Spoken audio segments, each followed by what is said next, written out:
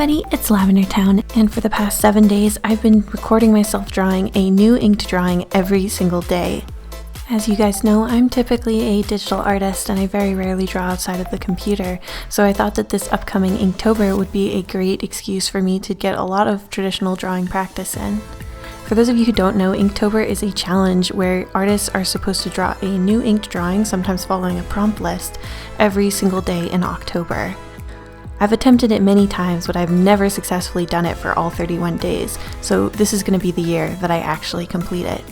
So I'm going to show you speed drawings of the entire first week. I'm going to also tell you how long they took in real time, as well as what the prompt is, basically everything you saw at the very start of the video. This year I'm using the official Inktober prompt list, but you can use any one that you want. There's a lot of different varieties out there, so definitely check them out.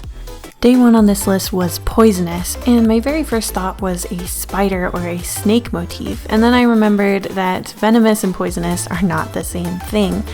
Basically, something venomous kills you when it bites you, whereas something poisonous kills you when you bite it. So there can be like a poisonous type of food, or a poisonous plant, or a poisonous poison, but there won't be a poisonous snake unless it's snake that kills you when you eat it.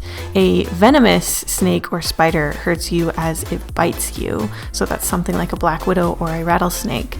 So a lot of my first ideas had to be scrapped because they were technically venomous and not poisonous. So my next idea was to try to create a character that sort of embodies poison, and I sort of landed on this idea of this girl whose hair is sort of like a goopy, liquidy poison. I wanted it to work well with the ink. One of the main things I'm focusing on this year with my Inktober ideas is just to have a lot of high contrast, interesting shapes and things like that, because when you're working just in black and white, that can really make your image pop without any color necessary. This is a lot easier when you're working digital like I usually do, because you can just hit that fill bucket tool and fill in the whole space, but I made do with a brush micron and a wide chisel-y Sharpie. Though do be careful when you're mixing microns and Sharpies, or any high-end pen with a Sharpie, because Sharpies do have a slightly different color of ink, and sometimes it can show up when both of them dry down as two separate types of black color. I tried to hide some little things in the other details of the drawing so that's not all about the girl. So of course I have this rather obvious skull topper on top to show how deadly the poison is, as well as making the little threads on the top of the bottle look a bit like snakes at the end attacking each other, just to give a nod at my original idea. For day 2, the prompt was Tranquil, which is basically just a feeling of calm and contentment. And so I thought I wanted to do more of an environmental scene and try to get that feeling throughout the environment. So I thought I would have a little witch in a bath while a storm rages outside. I always feel very comfortable when there's rain outside and then I'm somewhere cozy inside. That's always really nice. So that's what I was trying to go with this image. I'm trying to keep everything relatively Halloweeny, because as far as I'm concerned, the whole last half of September and all of October is dedicated to Halloween. While I'm working on this, I just want to give a little advice to those of you who have trouble sticking with challenges like this. One thing that I found hugely helpful for me, not missing days this time, is that I set out basically a little pencil pouch that has all of the supplies I need together all at the same time, and I set that on top of my light table, which I've been using as a way to avoid having to erase over the inks, and I just keep it all together so that anytime I want to do an Inktober, everything is already right there for me, and it's really easy to just do that. Another thing you can do if you're not filming it like I am is take a sketchbook around with you all day, and then as soon as you have a free moment or inspiration strikes, you can do your Inktober then. It's really important with these daily challenges to realize that there's going to be some times when it's really not convenient, and if you really want to do it every single day, you're going to have to try to make it as easy for yourself as possible. As I did with the first one, I'm trying to really exaggerate the shape, so I made her hat really extra and crazy, but unlike the first one, I wanted to not rely on flat black so much and try to use more texture and little hatching and stuff like that. I worry that it became a little messy, but I tried to avoid that by using a considerably smaller pen size for the rain and things like that than I did for the main parts of her hair and other parts of the drawing that were supposed to stick out. Then I went back in with my trusty Micron brush pen to fill in some flat blacks so that I have some more of that like shape-based contrast. I wanted to make sure that all the Inktober's looked like they went together, and that's one way that I can keep them sort of unified. I wanted this one to be more detailed and complex, but in the end I actually think going simple with Inktobers is sometimes the best thing. I'm still not sure if I should have added so much hatching. Day 3 was the hardest for me this week. I almost didn't get this one done, and I wasn't able to film the sketch stage, so I don't know exactly how long this one took. But basically the prompt was roasted, and I didn't want to do anything food related. I landed on this concept of this like Playboy bunny type girl roasting the hearts of her admirers over the flames of a love letter fire. I think I thought of this idea because I had just heard this really interesting story about someone going undercover as a Playboy waitress in one of their clubhouses and then writing this big expose about how badly they were treating all the girls. So I think I had Playboy bunnies on the mind for that reason.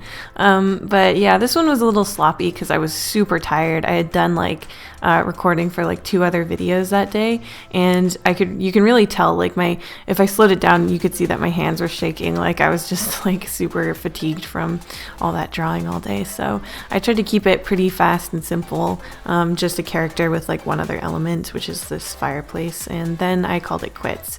It's always better to, do the drawing for the day and not have it be perfect than to miss a day in a challenge like this. Day 4 was spell, and obviously that's right in my wheelhouse. I love drawing witches and things like that, so I didn't have trouble coming up with a concept for this one. I wanted it to be really character focused. I tried to make sure that the pose was really energetic. I was looking back at my old Inktobers and not overly pleased with the poses on them, so I was trying to make them more energetic and more interesting this time. I highly recommend, if you're doing Inktober, to look over the previous drawings that you've done and then try to improve on whatever you're dissatisfied with. It'll cause you to have better and better art every single day, and that's really motivating. If you have trouble sticking with things, it can be something that will keep you going when you're tired and you want to stop. With this one, I'm using a Micron 5, which is a bit smaller than the one I'd been using generally, and I'm going back over certain areas to beef them up a little bit and make them have more interesting line weights. This takes a long time and it's very tedious, but you can get really, really precise control with it, and you can decide exactly where you want the weight to go. I'm also trying to add in some more like color into it. I don't want to leave the black and white very much, but I thought for spell, to give it a more magical feeling, I'd use a gold paint marker to add a little highlight and a little more magic. Though I think this marker is like kind of old and watery, so it wasn't able to put down as clean of stars and things that I wanted it to. But that's the unfortunate thing about traditional. Once it's down, you can't really undo it, so I had to just stick with it. I went in with a black brush pen to try to add a little definition and crisp it up a bit, but it's still not exactly what I pictured. I put a little gold in her eyes as well, and then she's done. Day 5 was definitely the weirdest prompt this week. It just said chicken, so I tried to draw a chicken, and it only took me 14 minutes. It's really interesting because I thought this one was going to be sort of annoying because it's not really, I don't usually like drawing chickens. I'm usually more of a human character kind of thing, but I actually loved doing this one. So I guess it just goes to show that like pushing yourself to do other stuff that you don't usually draw can be really, really rewarding, as well as obviously good practice. I used a brush pen for the whole thing to give it a lot of chunky, energetic, and interesting lines, and then I just did some delicate hatching with a 0.1 micron to give it a feeling of shade and color. The prompt for day 6 was drooling, and for some reason I immediately had an idea for this one.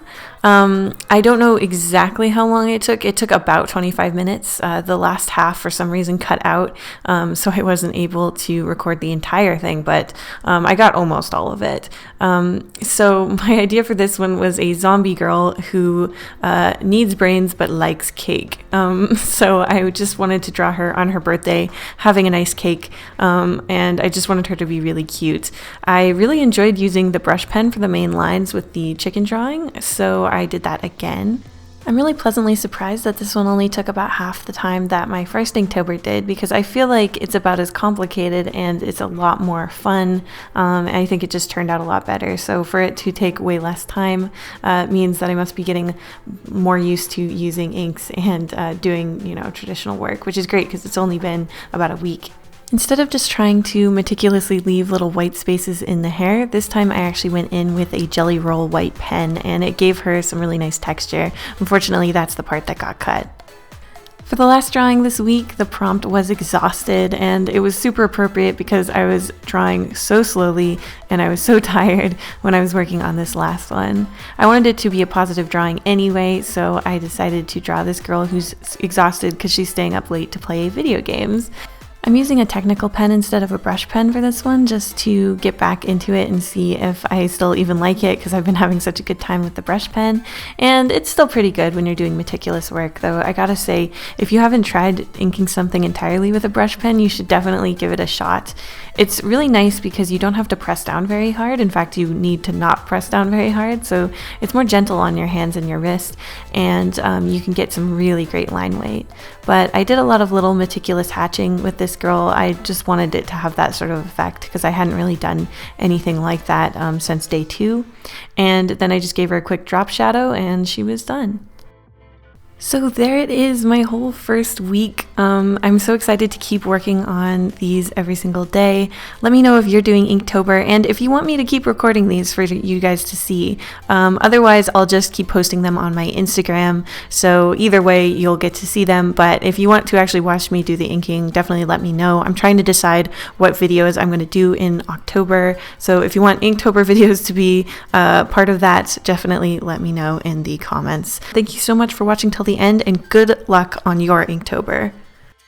Thank you so much to my patrons, including Bambo, Cal Pompon, Cat Pupchino, Dr. Casket, Dustin Williams, Elizabeth Alvin, Hanuki, Hope Chilsum, JJ Jade, Blep, Blah Blah Blah Blah, Matthew Kunke, Micah Dactyl, Okamore, Ollie, Rachel Singh, Rosie Warlock, Sergeant Pendulum, The Artsy Moose, Your Boy ST, Zixith, and Zoe Stardust.